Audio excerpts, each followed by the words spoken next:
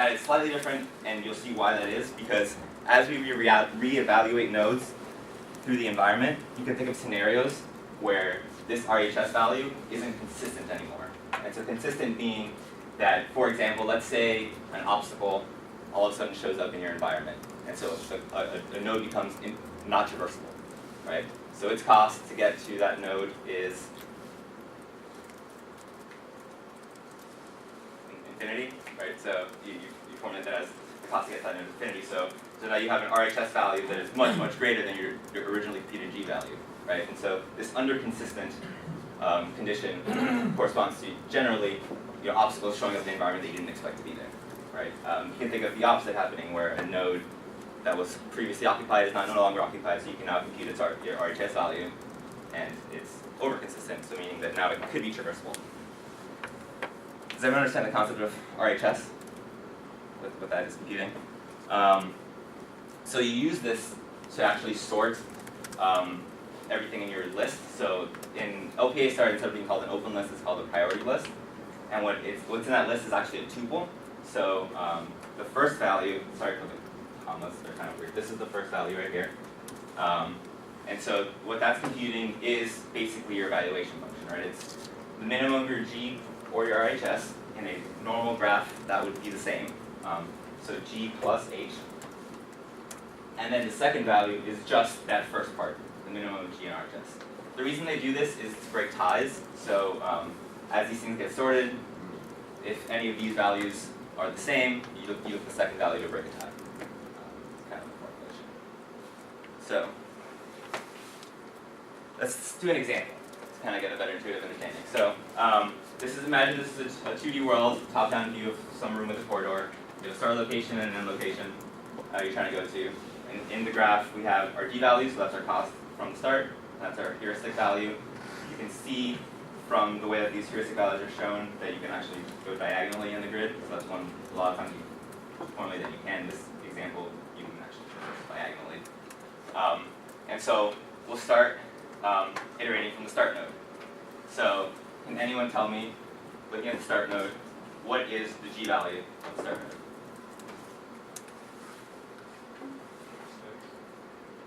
No, G value. The G value is from 0. So you're at the start node already, so the cost to go from the start node to the start node is 0. What is the RHS value? Also 0, because if you look here, it's the same. What is our heuristic value, each of us? 5. That's shown here. And so we have a value of 5, and then we said 0 for the G and the RHS value, so that's the first node we've populated. So now let's expand that node. We go on to the next step. So let's do one of them again to just get a better understanding. For this one, what is the minimum of our G and our RHS value?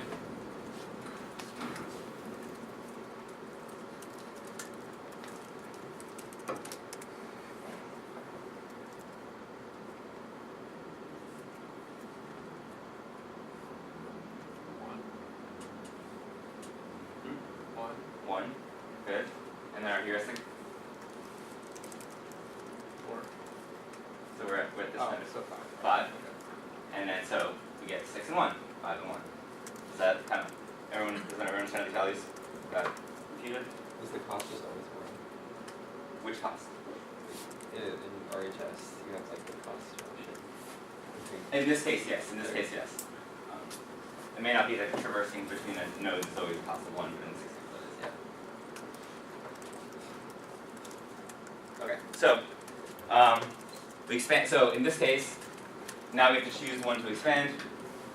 We choose the one that has the lowest cost. So that's this one, right? And we expand, compute its values, expand. I won't keep going through it over and over again, but so kind of when I turn, hopefully you can see it. So we go through each iteration sequentially. As we go through, we expand the lowest cost node until we reach the goal location. And so then we've computed a path and found a path that gets us to the goal location, an optimal path, theoretically. And if you notice here, it took 10 iterations to do that for this example. So why do LPA again? LPA star? Well, we want to take into account the fact that the environment might change. So what if now our corridor is blocked, right? Which nodes in our graph become inconsistent now in that scenario?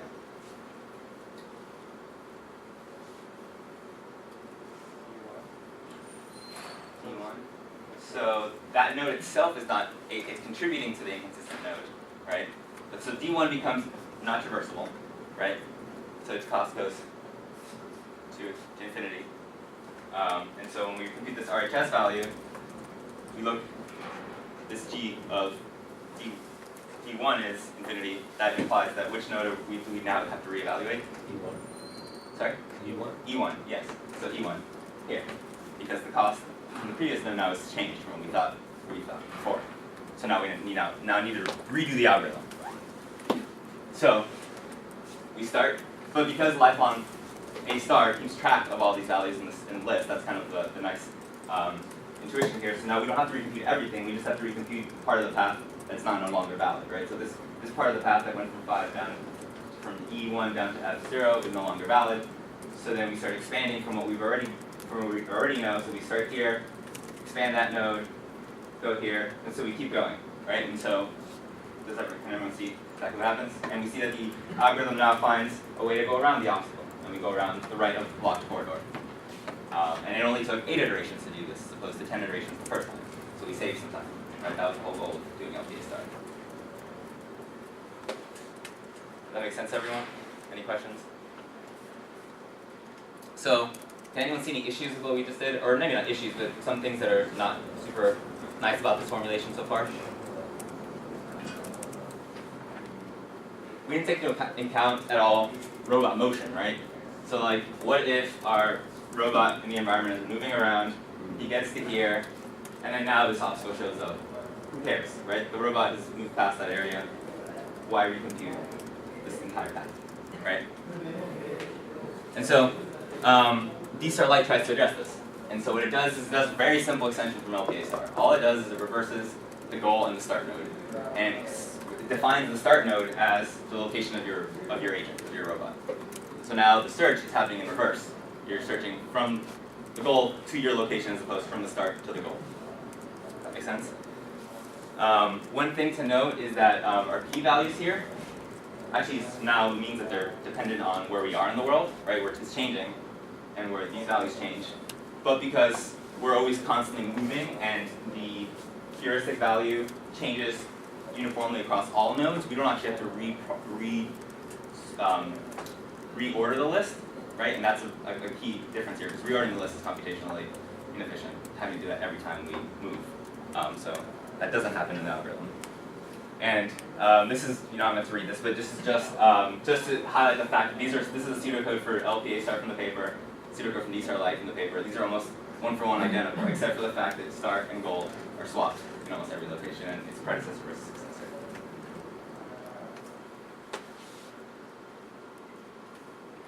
So just at a high level, does this actually save us time? Well, here's something I pulled from another paper. I didn't actually do this myself, but in a search where our agent is trying to go from this star location to this goal location, and it's traversing, and it's gotten to this point, an obstacle has emerged that it didn't compute for. We see A star has to recompute a lot of the path, while D star light only really recomputes the part of the path that is near its location that intersects with that obstacle. So, intuitively, you would think this algorithm is much more efficient in this scenario. So can anyone think about, so talk about D-star light for a bit. As a whole, grid-based search, what are some of the limitations? I think I mentioned one at the beginning already, but I'm just doing grid-based search in general. You're limited to the resolution of your grid. Yes, great point. And so that is one point. So your path is limited by these discrete set of possible transitions, namely your heading is always this multiple of 45 degrees as you're moving in the environment. And I'm not going to talk about these in super detail, but I want to give a notion that they exist, and these papers are actually really good reads. But field D star and theta star both try to address this problem, And field D star, actually what it does is it allows transitions to happen not just from one vertex to another vertex, but anywhere along the edge of a grid. And it does doing some linear interpolation to figure out the point that makes the most sense as it searches. And then theta star, what it does is it actually removes the requirement that the nodes that you traverse have to all be direct successors of each other, so they have to be adjacent to each other in the graph. It actually allows for paths that skip grids in the search. One other one that probably is not too intuitive, is that we've been assuming that these are all binary occupancy grids, right? So that there is either an object or not an object in the grid, and that object is either traversable or not. That's not necessarily very useful. So an algorithm like two-way D star actually allows for grids that have some discretization of 1 to 5. I think an example here is 1 to 5 of how traversable a grid is. And so the intuitive idea would be that you might want to be able to go in a corridor as close to the center as possible, but allow for deviations getting close to the walls if you needed to actually get through a tight space. So, again, I mentioned, what about the optimal agent cases? Is all just a case for one agent. Well, I will pass it along to Tom, and he will talk to you guys about how to solve that part of the problem. So actually, just Yeah. for your transition, can you? So you did a nice job in terms of illustrate LP A star and D star light, Mhm. right? I got less of the intuitions behind the algorithm in terms of the incremental part, right? So I guess there's two parts of this, right? One is, so in startup, it should degenerate to A star, right? Mm-hmm. And then when you make an incremental perturbation, hopefully it's only doing an update on the relevant neighborhood with respect to those changes.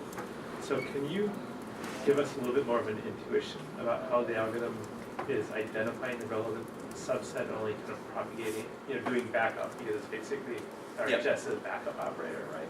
Mm-hmm. How it's managing to do a backup only to what's relevant. Okay, so in A star or in LPA star, same idea. As it finds a node that is inconsistent, it then invalidates all of the rest of the path from that inconsistent node all the way to the goal location, right? And so it's going to recompute everything past that point. Because the search is happening in reverse for D star light, as soon as it finds an inconsistent node, it invalidates everything from that obstacle to the agent. And so intuitively, as an agent is running around in an environment, it's going to find obstacles that are near to it as opposed to figuring out an obstacle that's been put in front of the goal location you're looking for. So it's very unlikely that you're going to have a scenario where you find an obstacle all of a sudden has been put up over here first before finding one that's nearer to you. And so reversing that search is what. So, and then as I recall, it's been a while since I looked at this in detail, then there's the notion of over-consistent or Yes. under-consistent. Right? Mm-hmm. So can you just say a little bit how those two different cases are handled differently? Maybe correct me if I'm wrong, but I don't think they're actually in the algorithm handled differently, under consistent and over consistent nodes. I believe notionally they are meant to be whether or not the cost has gone up or down to go through that node. I don't believe the algorithm actually. It's the same update mechanism. So as soon as you determine that it's inconsistent or inconsistent, you apply the same update mechanism to it. Key processes. So I'm not sure about, so there's D star, LPA star, and then D star light, right? Yeah. And they're all slightly different, Yes. right? But the basic notion, at least if you kind of go back to D star, is like Dijkstra, right, is doing a relaxation from above. So if an edge weight becomes smaller, that it doesn't have an obstacle where you thought there was an obstacle, right, then it's happy to keep doing the relaxation process. Right, so what it simply does is at the point where the edge weight is decreased, then you do a relaxation there, and then you propagate out. Which is kind of like what Dijkstra's algorithm does, right? If it went up, right, and then what you found is that you're now below the ideal value as opposed to above, then you take it to infinity, right, and then you start relaxing down. So do you understand what I'm saying there? Yeah. So that's what certainly what D star would do, but I think LPA A star would do that as well. Sure. I think we probably over replan than based on that. We would replan given a relaxation of registries, whereas you're saying it won't necessarily, it would be happy to keep relaxation here.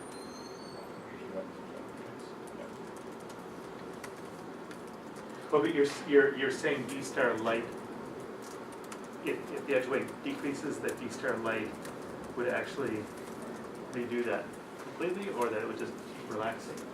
I'm not sure it specifies. We do, So check. So certainly check for LPA star and D star, right? Okay.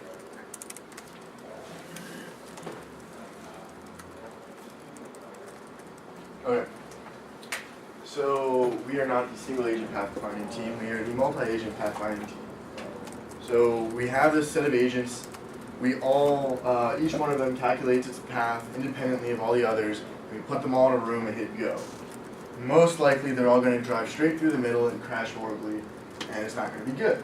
So we have to come up with a mechanism to have all of these agents avoid each other independently. In our pipeline, this is what happens after the path generation. We have our paths. Now we want to resolve all of the conflicts that we have. Let's look at an example of how what this would look like. We have agent 1, we have agent 2, and they've already been allocated our targets. Agent 1 runs his D star light, says I like this path. Agent 2 runs his, it says I like this path.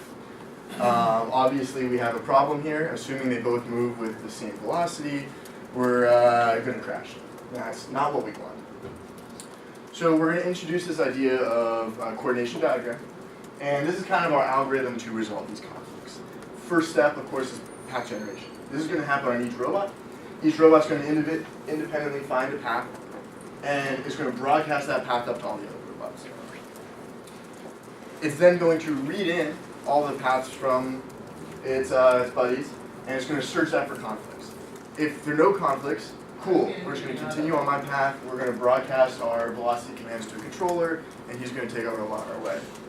If there are conflicts, we're going to use this idea of a coordination diagram. What is a coordination diagram? Well, kind of the concept is we want to slow down a robot, to insert a delay almost. So these guys start going on our path, fine, no problem. Well, now we're coming up on this conflict. So what we're going to do is we're going to have Agent 2 wait. He's going to wait there until Agent 1 passes. Now, once Agent 1 has gotten past, they can continue moving. Agent 1 reaches his goal. He gets to look at his target allocation. Agent 2 finally gets there. Agent 1's already gone. So this is the kind of scheme that we want to come up with. And this coordination diagram is how we're going to do it. Let's look at the path that Agent 1's actually taking. So these points here are the grid locations of what Agent 1's going to do. And we can similarly generate a path for Agent 2. Now what we're going to do is we're going to take these two paths and we're going to turn them into axes on a new grid. So down here we have Agent 1's path, and we're going to put Agent 2's path on the y-axis. Okay? We're going to start in the lower left-hand corner. This is always going to be the case. We're always going to start in the lower left-hand corner and end in the upper right-hand corner. And this is because, since this is Agent 1's path and this is Agent 2's path, this is the first step in each of their paths, and that's the last step in each of their paths. So once we reach the upper right-hand corner, they both reached the goal. Now, looking at this, there's a couple problems you can see right away. For example, Agent 1 wants to go to location 3-3, and Agent 2 wants to go to location 3-3. So right here, this grid right here would be representative of both agents occupying the space 3-3 at the same time. So we're going to put obstacles there. And we have the same case for location 3-2. Now I should note, we're going to add an additional constraint to this grid search, which we're, spoiler alert, we're eventually going to search this for a path. And the constraint is that we can only make forward progress on our path. So at any location, we can only move right, up, or diagonal. So a movement to the right would mean that Agent 1 is taking a step along his path and Agent 2 is remaining still. And a step up means that agent 2 is agent 2 is moving along his path and agent 1 is remaining still. Diagonal path means they both take a step along the path in parallel. So another little caveat is we're not going to treat these actually as obstacles because we're going to search based on edge weights. And so to simulate these obstacles, we're just going to say that the edge weights here, here, and here, those are all infinity. You cannot traverse that. Now we have one more problem before we can actually do this search. Okay, anybody, what do you think the path planner would do if we told it to find its way as a goal right now? What path would it take? Straight diagonally, yeah. There's no edge right here, so we go straight through. And that's actually exactly the case that we have when they both move in parallel. So that means at every time step they're both moving in parallel.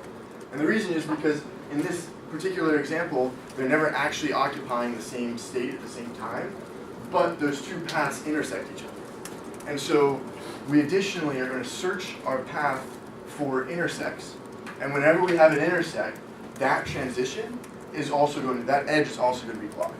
So we have to block this edge because the transition from here to here in our space is an intersection. So we block off that edge. Now we can start our search. Form our coordination diagram. Now we want to find a way through this coordination diagram. Find a velocity profile that's going to let us achieve that. First couple steps are pretty intuitive. There's no obstacles. We can easily move both in parallel. But now our path planner is going to find out that this is not a good move. We can't get out of it, especially because we can't backtrack at all, so it's definitely never going to go there. And so it has a decision. You can go up or you can go to the right. It's pretty easy to see, because this case is very symmetric, that either one is going to give you an equally shortest path to the goal. And so what we're going to do is we have this sense of priority, where we can give one agent priority over another agent. And so we're going to arbitrarily give agent 1 priority. And we're going to say if everything else is equal, we're going to want agent 1 to move, and we're going to want agent 2 to stay still. So this corresponds to exactly the demo I showed. They both start moving, agent 2 stops, and for 2 time steps, agent 1 moves along his path and agent 2 doesn't. Once we've cleared this kind of trouble area, we can start moving in parallel until agent 1 reaches its goal, and agent 2 will just finish up. Pretty intuitive. So find our velocity for your path. We then broadcast that path. So every agent has done this individually. Every agent has formed its own coordination diagram and found its own shortest path through that. We broadcast that up to our inter-robot communication layer. We then read in all of the other coordination paths or velocity profiles that all the other robots have calculated on their own. And we want to vote on the best. It's not really a vote, we just pick a little bit. So whenever we receive everybody else's, we just pick the one that minimizes some cost function. This cost function is shown here. It's pretty straightforward, but the way we evaluate it is we have some really, really high cost for hitting an obstacle. We don't want to do that, that's bad. Then we have these other 3 terms, and the betas here are just weights. So we can choose how to weight these terms with respect to each other. D is total distance covered. T is the cost for idle robots, so we want to minimize the amount of downtime any robot has. So anytime we can take a diagonal, we want to.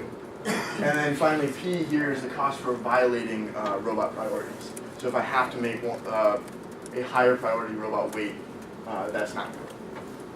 And so everybody gets this cost function, everybody evaluates it, and they send this along with the path, and then every robot picks the path which has the minimum cost associated with it.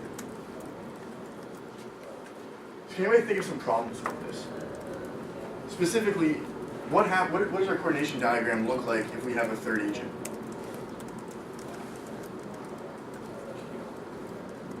Does it become a cube? Yeah. Yeah, so it would become a cube. So because each robot's path was put along one axis, so if we had a third robot, we now have 3 axes. 4 robots, we have a 4-dimensional search.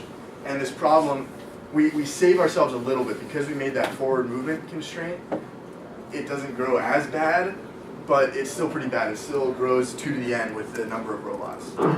So it's actually pretty slow. And the paper that discusses this algorithm, they don't name the algorithm, which is kind of annoying, but the Gallen-Parker paper that discusses this they took several, on the order of minutes, to search a coordination diagram for 5 robots. So that's not good. That's very far from real time. Another problem that we could talk about is the amount of information that we're sharing, because this assumes that we have perfect communication and all the robots can talk to each other at all times. So as we discussed in the case of Europa or when we're underwater, this is not always the case, and there can oftentimes be limits to what we can share. Probably not on Europa, but maybe here on Earth we could have security issues. And if we have noisy communications, that really starts bugging everything. So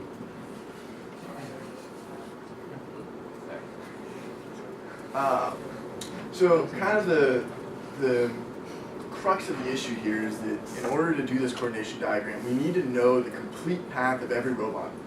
And that's a very, very hard constraint to fulfill sometimes. And it almost makes the question, is it even really decentralized if we know everybody's information all the time? So what if we didn't need to know everybody's path? And now at this point I'm going to introduce kind of an entirely new paradigm in looking at this conflict resolution pathfinding problem as a whole. We're going to forget about D-star for a little bit now, and we're going to learn about something called velocity obstacles. So, similar example, I have agent 1 and agent 2 here. They want to move around. We're going to add a little safety margin here. We're going to say not only don't I want agent 1 to collide with agent 2, I don't want to get within this safety region. And now we're going to say what velocities could agent 1 have? What feasible velocities could it make such that it won't interfere with A2 at any point in time?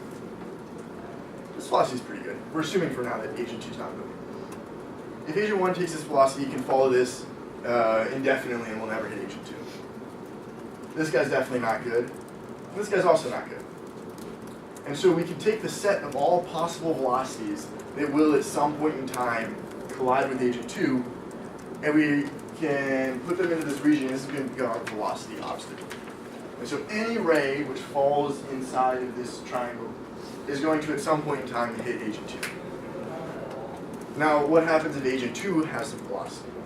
Well, because superposition, if agent 2 has some velocity v, we can just translate this velocity obstacle. So now when we look at this, the feasible set of velocities changes, right? This guy's no longer good and these two guys are fine. And so intuitively you can think if agent 2 is moving with this velocity and I choose this velocity, they're going to collide up here, versus if I pick this velocity, by the time I'm up here, it'll already be gone. So a really cool video here to show you guys.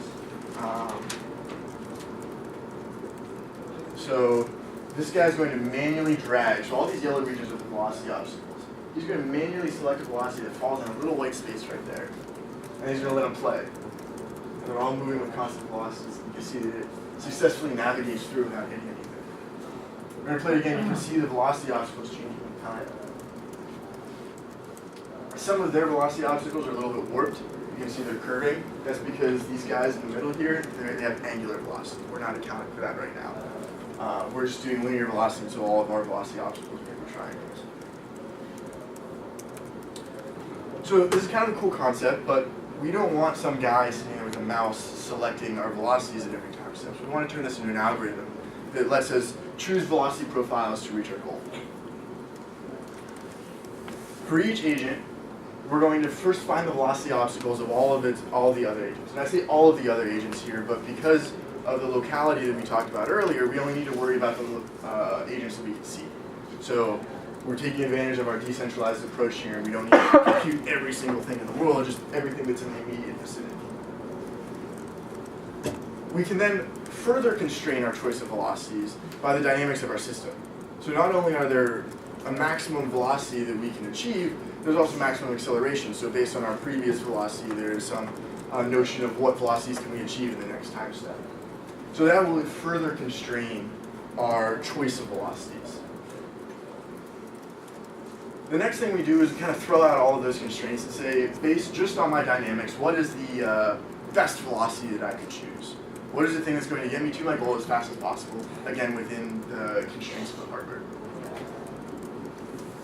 So now we have what we want to do, we have what we can't do, and we're going to choose a velocity that falls in the set of admissible velocities that is as close to the preferred as we can get. And we do that by minimizing a penalty function. So the most important term in our penalty function is the second term. We have v prime, which is the velocity that we're going to choose, and we want to make the difference between it and our preferred velocity as small as possible. Pretty straightforward. This guy right here is actually a really, really, really big weight associated with choosing a velocity which is in a velocity obstacle.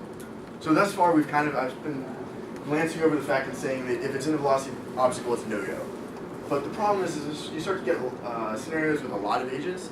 Those velocity profiles are on top of each other, and you can very quickly find areas where you can't find a velocity. You have no velocities that are admissible. And so we don't want to reach a state of deadlock. And so we say you can pick a velocity which lies in a velocity obstacle, but we're going to weight it really, really heavily so that we try to avoid that. But it can happen. This is cool. We now have our algorithm. We don't need everybody's path. In fact, if we have the ability to sense the velocity of other obstacles, and we can do that to a moderate degree of accuracy, we don't need any communication at all. We can just sense everybody else's movements and their current velocities and plan according to that. There's one really big con though to this, and you can kind of see it because it's born out of this, very, very small horizon. We're only picking our next velocity. And that's that we get oscillations. And the paper which talks about velocity obstacles, there's quite a few proofs, and I'm not going to go into them right now, but we're going to give you an intuitive sense of how these oscillations can arise. So I have agent 1, agent 2, exactly the same scenario as before. How do I get to my goals? And for right now, they're both not moving. They can choose any velocity that they want to get started within their dynamics. And so they're going to pick the maximum velocity that's directly towards the goal node. One time step passes, they both move along that path, and now we start calculating the velocity obstacles for each other. And for this example, I'm only going to show you the velocity obstacles for agent 1 with respect to agent 2. But you can imagine that agent 2 would be seeing the same thing, just upside down. Right? But for right now, we're just going to worry about this for simplicity, and just for showing one case. So they're on a course to collide now. Agent 1 needs to pick a velocity which is outside of the velocity obstacle for agent 2. Now, realistically, I probably wouldn't pick this velocity, but we're going to say that other factors are going on here, and that's the velocity that it decides on. Agent 2 does the same thing. So they now pick velocities that are in the right direction, but are not going to collide. They take a step along their path, recompute the velocity obstacles, and hey, look, my preferred velocity is now back again. It's now a feasible set. Because I've changed the velocity of my agents, I'm now no longer going to collide if I pick these velocities. Well, that is until I actually take a step and then I recompute and I find that I'm all again inside of the velocity obstacle. And now I pick this back again and I kind of make this like a little jig-jag path to my goal. And there's no reason that this won't work, because they will reach their goals. Eventually one of these guys will edge the other one out and he'll take and the other guy will fall behind him, but this is going to be a very non-optimal path. It's not going to be smooth, it's not going to be any energy efficient, and we're going to be changing our velocities drastically and frequently. So to address this concern, we're going to introduce the concept of reciprocal velocity obstacles. And the concept is actually incredibly simple. All we're going to do is we're going to say we're not only going to translate this velocity obstacle by the velocity of agent 2, we're going to move this apex right here to a weighted sum of a weighted average, of the velocity of agent 1 and the velocity of agent 2. And so we can just make it the average. And what this is going to do is this is going to ensure that once I make my move, I say oh no, we're going to collide, I switch, and now when I make that change, this is going to ensure that that next time step, my preferred velocity is still within this region. And so that preferred velocity is not an option anymore. And so it gets rid of that oscillatory behavior because it averages those two and makes it so that I can't keep picking that velocity that's troublesome. we introduced this concept of priority before, and it's going to come back here in this weighted average. And so by weighting one agent's velocities higher than the others, we can give that agent priority. So if I really want agent 1 to take the optimal path, I can weight it higher so that it's more likely to choose that preferred velocity again, and agent 2 will give up that option. Let's take a look at it working. So all these agents are running reciprocal velocity obstacles in the planning algorithm that I described. Blue guys are trying to get to the opposite corner. They're basically trying to swap corners of all the similar colors. And you can see this is a great demonstration of these guys right here. There's so many agents around them that they're probably have no possible set of admissible velocities. But they just kind of pick something small in the hopes of avoiding deadline. And you can see it's not optimal. This guy is kind of stuck. He probably has a low priority because it takes him a while to get there. But they do converge, and it is, yeah, he's sad. It doesn't mean only when it's finished. So they get there, not optimal, not as pretty maybe as the coordination diagram, but way more practical. This is something that's going to scale better, and it's going to make all of our robots a lot happier. I'm going to let Naveed wrap things up now.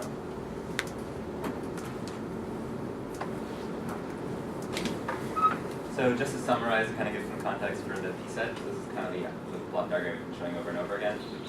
What are the algorithms you're actually implementing? So for the first part, target allocation, we talked about CVBA. We'll be implementing that in the P-set, and some intuitive understanding of that. Path generation, we talked about D-star light for the path generation portion, and then passing that off to some sort of coordination diagram to figure out conflicts and resolve those conflicts.